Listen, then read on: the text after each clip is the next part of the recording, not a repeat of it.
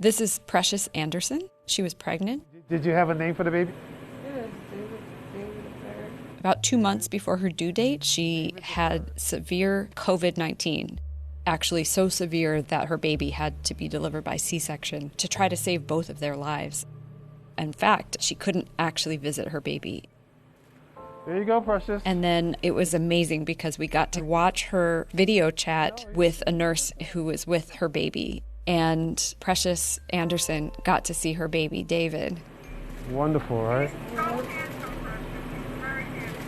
We actually went to visit him, and he was moving around, he was stretching, pointing his toes like a little dancer. He was so cute.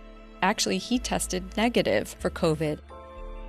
At this hospital, 7 of the pregnant women who tested positive for COVID have given birth, and their babies have generally done very well.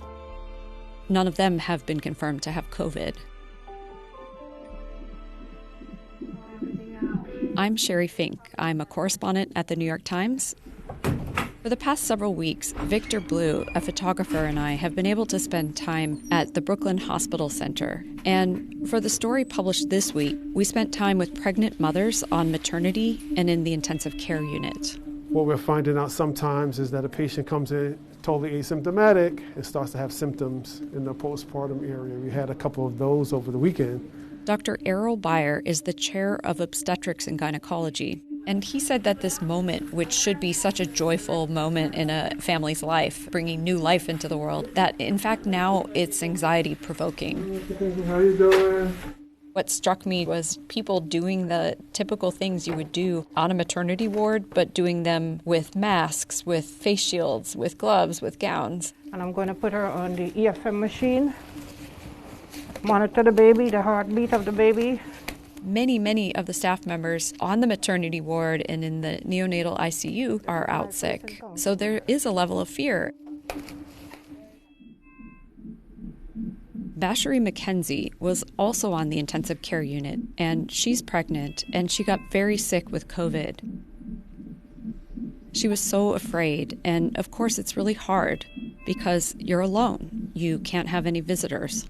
I just look at them on my phone every day and just try to pull through.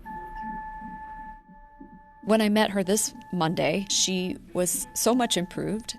My 3-year-old daughter keeps me going. And she was able to continue her pregnancy. Your respirations are pretty okay. Okay?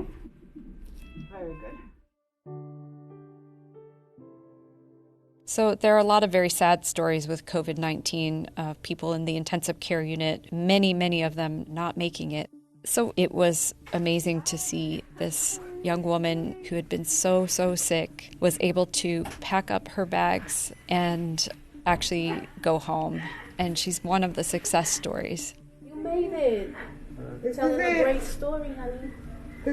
We're proud. You gotta have heart, and you had it, so we're very proud Thank of you for you. allowing us to take care of you. I spoke with the intensive care unit doctors, and they said when people like Ms. McKenzie get to leave the hospital, get to come off a ventilator, out of an intensive care unit, and recover enough to go home, that it's giving them the energy to keep going.